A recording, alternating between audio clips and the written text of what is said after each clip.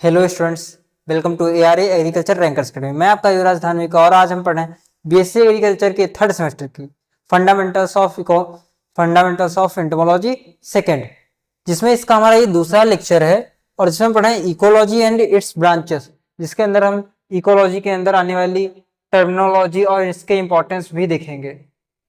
तो सबसे पहले बात करेंगे हम इकोलॉजी की। इकोलॉजी देखिए, हम सब हमेशा से पढ़ते आ रहे हैं कि जहां पर लॉजी शब्द लगा होता है वो ग्रीक भाषा से ली जाती है। तो ये ग्रीक भाषा के दो शब्दों से मिलकर बना है, इकोस एंड लॉगस।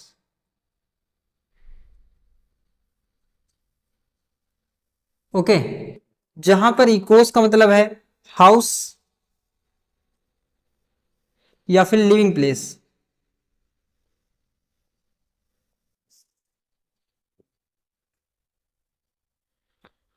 और लॉगस का मतलब होता है टू स्टडी। To study. तो अगर हम इसकी इकोलॉजी की परिभाषा की बात करें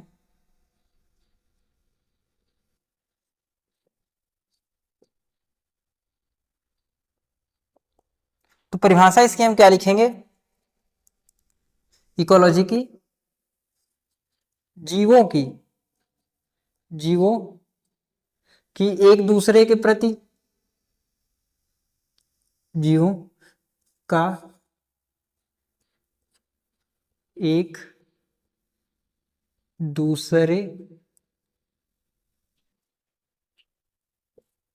के प्रति तथा उनका वातावरण उनका वातावरण के साथ संबंधों का अध्ययन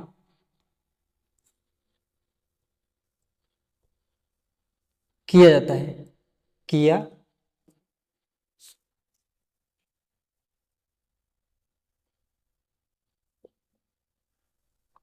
तो ये हमारी बात होगी इकोलॉजी की, जिसमें देखिए समझ लीजिए इसे, ये क्या होता है कि इसके अंतर्गत हम जो जीव होते हैं उनका एक दूसरे के साथ किस प्रकार का संबंध है तथा उनका वातावरण की, जिस वातावरण में वो रह रहे हैं उसके साथ उनका किस प्रकार का संबंध है, यानी वातावरण का उन पर किस प्रकार का प्रभाव पड़ रहा है और वातावरण पर उनका क्या प्रभाव पड़ रहा है, इसका सम्मिलित रूप से अध्ययन करना क्या कहलाएगा? इकोलॉजी। और इकोलॉजी को हम क्या कहते हैं? हिंदी में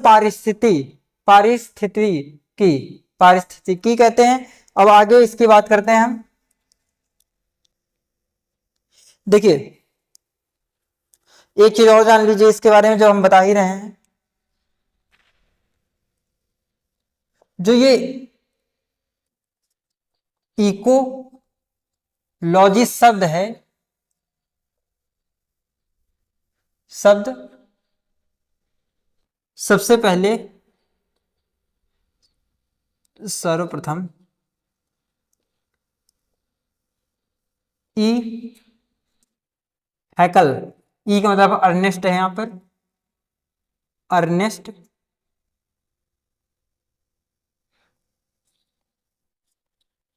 हैकल ने दिया था।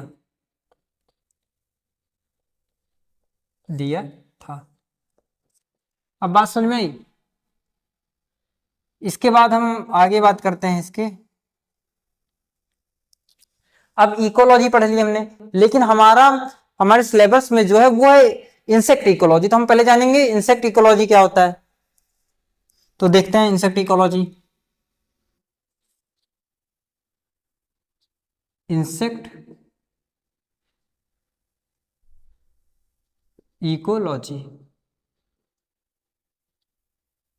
देखिए,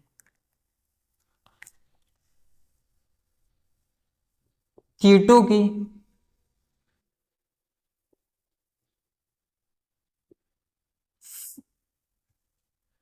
फिजियोलॉजी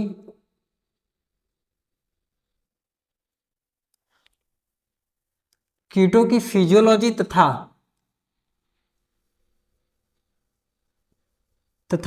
उनका वातावरण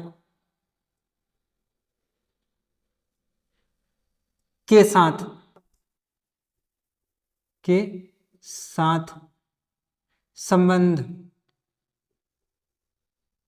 संबंधों का अध्ययन किया जाता है का अध्ययन किया जाता है।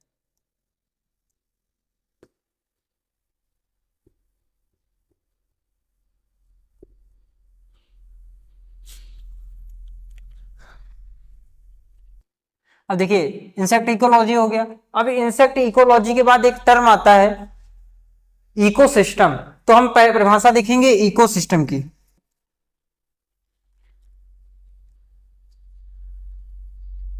Eco system, okay. अब इकोसिस्टम की बात करें तो इसे हिंदी में कहते हैं पारिस्थितिक तंत्र। तो लिखते हैं हम पारिस्थितिक तंत्र एक जटिल प्रणाली है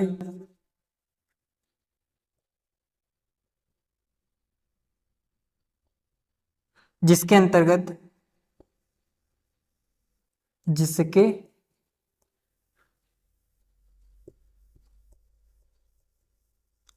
सजीव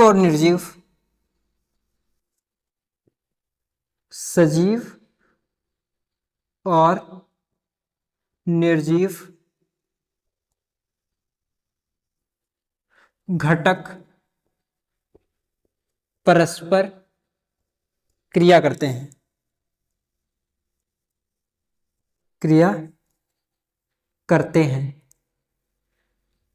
देखिए इकोसिस्टम क्या होता है, जैसे हम इस वातावरण में रह रहे हैं, ठीक है, तो हमारा भी इंपैक्ट किस पे पड़ रहा है, वातावरण पे पड़ रहा है। एक निश्चित इको वातावरण की बात कर रहे हैं जिसमें हमारा भी इंपैक्ट किस पे, वातावरण पे पड़ रहा है, और वातावरण का भी इंपैक्ट हम पर पड़ रहा है। तो इसे सम्मिलित रूप से हम क्या कह देंगे, इकोसिस्टम कह देंगे। अब सजीव घटक कौन है, हम हैं, और निर्जीव घटक कौन से, जैसे टेम्परेचर है, ये सारी चीजें हैं, जब पेड़ पौधे हैं, वहां के जल है, भूमि है, ये क्या है, निर्जीव घटक हैं। इनका इंपैक्ट यानी ये सब परस्पर क्रिया ही तो कर रहे हैं। इकोसिस्टम के बाद बात आती है, इसके एग्जांपल देख सकते हैं हम,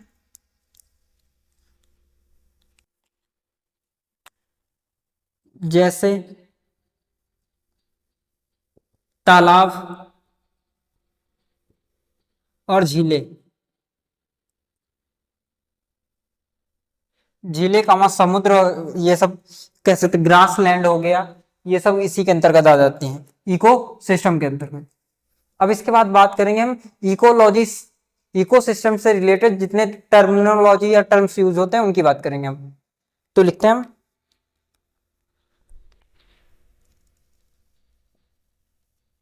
टर्मिनोलॉजी रिलेटेड टू इकोसिस्टम।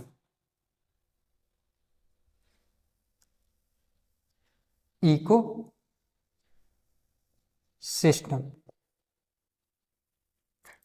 तो पहली जो टर्मिनोलॉजी है वो हमारी, वो है हैबिटेट।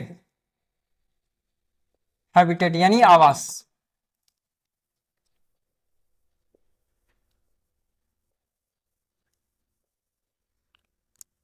है आवास क्या होता है, जहां पर कोई भी चीज रहती है, जीव रहते हैं, उसे आवास कहते हैं।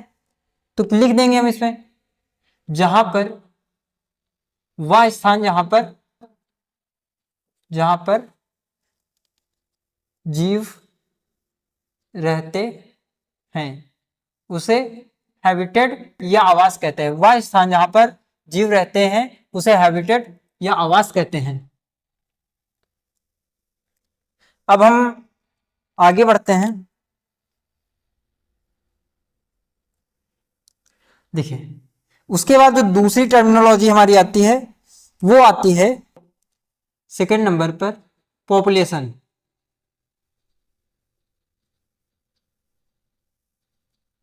पॉपुलेशन यानी जनसंख्या। जनसंख्या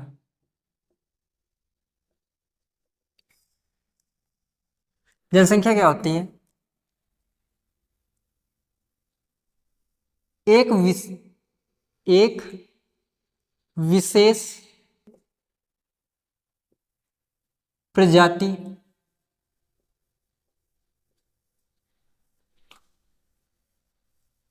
की कुल जनसंख्या की कुल संख्या, एक विशेष प्रजाति की कुल संख्या जो कि एक निश्चित समय तथा स्थान पर उपस्थित होती है। उपस्थित होती है। देखिए समझ लीजिए पॉपुलेशन क्या होती है। जैसे कि बात करते हैं हम, काफी पसीना आ रहा है, इतनी गर्मी हो रही है, हमारे यहाँ तापमान 50 डिग्री के करीब है। अभी मैं ये लेक्चर जब रिकॉर्ड कर रहा हूँ तो आप चैनल को कृपया सब्सक्राइब कर लीजिएगा। और अभी हम बात कर रहे थे पॉपुलेशन की, तो पॉपुलेशन की बात करें तो इसमें क्या होता है, जो कोई एक प्रजाति, जैसे हम होमो सेपियंस हैं, हम अपनी बात करें मनुष्य की, जो हमारे मनुष्य हैं वो एक प्रजाति है। वो जहां पर एक समय पर, जैसे भारत है वो एक निश्चित एरिया है, उस समय पर वहां पर जितने लोग हैं उनकी जो कुल संख्या, उसे क्या कहेंगे? पॉपुलेशन या फिर जनसंख्या कहेंगे भारत की। उसे ही इसी तरीके जो कीटों की संख्या एक समय पर और एक ही स्थान पर अवेलेबल होगी या फिर उपस्थित होगी, उसे क्या कहेंगे? जनसंख्या कहेंगे। समझ गए? अब आप बात कर लीजिए कि यहाँ पर एक ही प्रजाति की बात इसलिए हो रही है क्योंकि अगर हम अदर स्पीसीज की काउंट करेंगे तो वो तो फिर कम्युनिटी हो जाएगी, जो अभी आगे समझ में आएगा आपको। अब जब हम अपनी मनुष्य की काउंटिंग होती है, पॉपुलेशन की गणना होती है, तो हम उसमें हमें काउंट किया जाता है। ऐसा थोड़ी कि हमारे घर में जो पशु पक्षी हैं उन्हें काउंट किया जाता है, नहीं किया जाता ना। उसी प्रकार इसमें सिर्फ एक प्रजाति को शामिल किया जाता है जनसंख्या में, जिसकी हम जनसंख्या कर रहे हैं।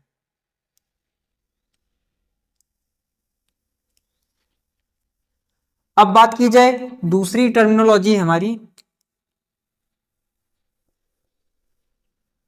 कम्युनिटी।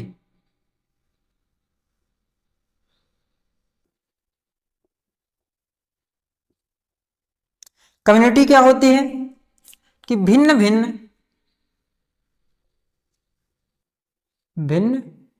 भिन्न प्रजातियों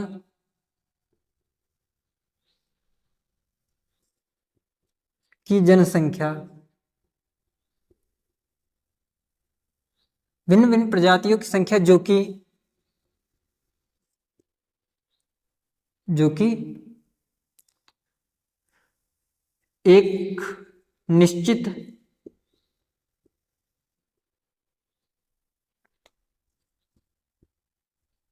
समय पर, एक निश्चित समय तथा निश्चित स्थान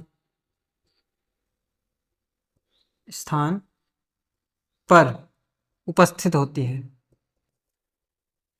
उपस्थित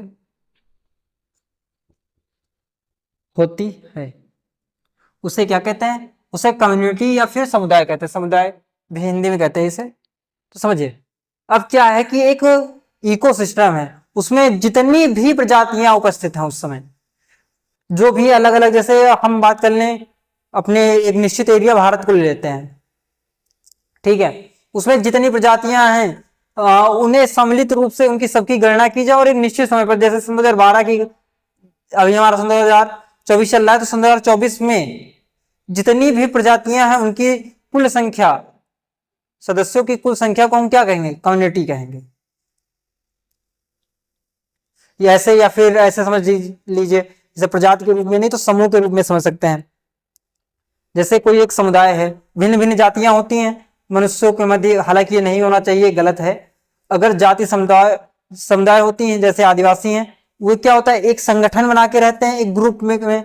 तो उस समय उनके कितने मेंबर्स हैं उस समूह में, ठीक है। और ऐसा नहीं कि उन्हें जो जिनका स्वर्गवास हो गया उन्हें काउंट किया जाएगा, ऐसा नहीं। इसीलिए तो एक निश्चित समय निर्धारित किया जा रहा है। वो जो उपस्थित हैं और जो दूर, उन्हें क्या कहेंगे, पॉपुलेशन कहा जाता है। इसके अतिरिक्त जो उसी क्षेत्र में अन्य प्रजातियां भी उपस्थित, उनकी मतलब अन्य समुदाय भी हैं उसी क्षेत्र में, उन्हें भी सम्मिलित रूप से, जब इन्हें सम्मिलित रूप से गणना कर ली जाती है तो उसे कम्युनिटी या समुदाय कह दिया जाता है। तो आगे अब हम बात करेंगे ब्रांचेस ऑफ इकोलॉजी की, यानी इकोलॉजी की शाखाएं।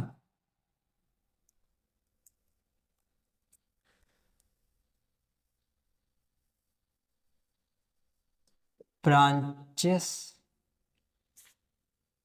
ऑफ इकोलॉजी,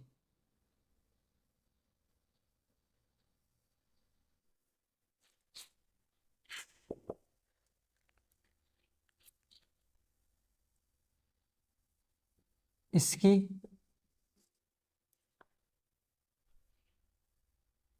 दो शाखाएं हैं।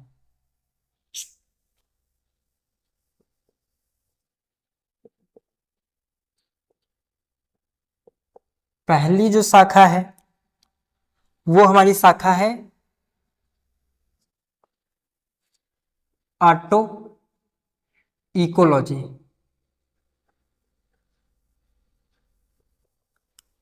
इसके अंतर्गत क्या होता है, किसी एक प्रजाति जाति के सदस्यों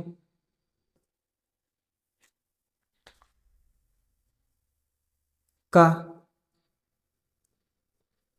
एक दूसरे के प्रति व्यवहार तथा उनका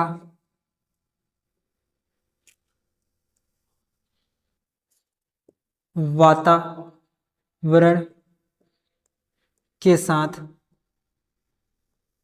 संबंधों का अध्ययन होता है। ठीक है, क्या होता है इसमें, कोई एक प्रजाति हम ले लेते हैं जिसके, जो कि ओनली वन, जैसे पॉपुलेशन वाला था ना, ओनली वन प्रजाति लेते हैं जिसके सदस्यों के बीच से आपस में कैसा रिश्ता है उसका अध्ययन करेंगे, और उनका वातावरण के साथ कैसा रिश्ता है इसका अध्ययन किसमें किया जाता है, ऑटो इकोलॉजी में किया जाता है। तो इसकी दूसरी जो शाखा है वो है हमारी सिनिकोलॉजी, इकोलॉजी।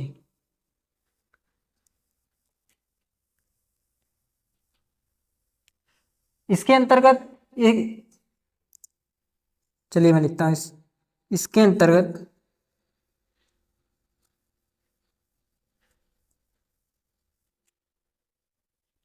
एक प्रजाति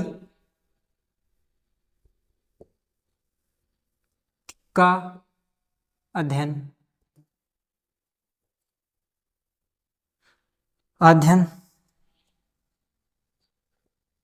दूसरी प्रजाति के संबंध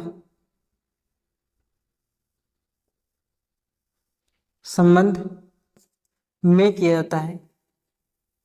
एक प्रजाति का अध्ययन दूसरी प्रजाति के संबंध में किया जाता है जो कि एक ही वातावरण में रहते हैं तथा एक समुदाय का निर्माण करते हैं। समुदाय मतलब समझ रहे हैं ना, कम्युनिटी।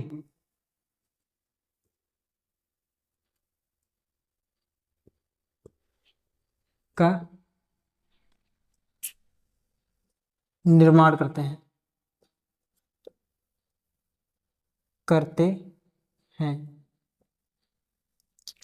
अब इसे अन्य 4 उपभागों में बांटा जा सकता है। इसे अन्य 4 उप शाखाओं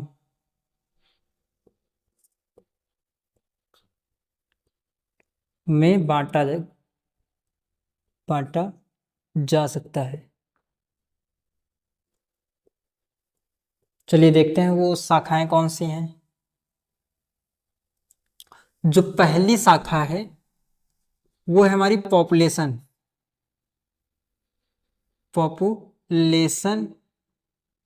इकोलॉजी। ओके, यानी जनसंख्या पारिस्थितिकी। सेकेंड है हमारी कम्युनिटी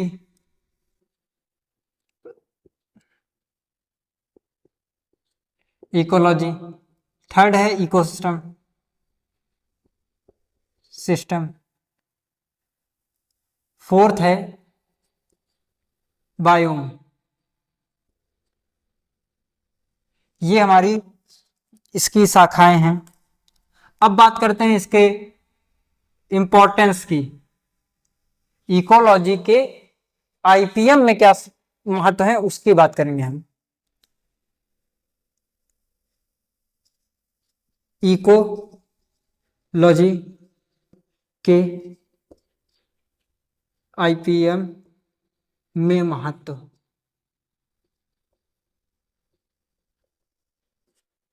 ठीक है, जो पहला महत्व है हमारा वो है, वीडियो बीच में रुक गया था इसलिए हमें ये दूसरा यहां से दोबारा शुरू करना पड़ रहा है।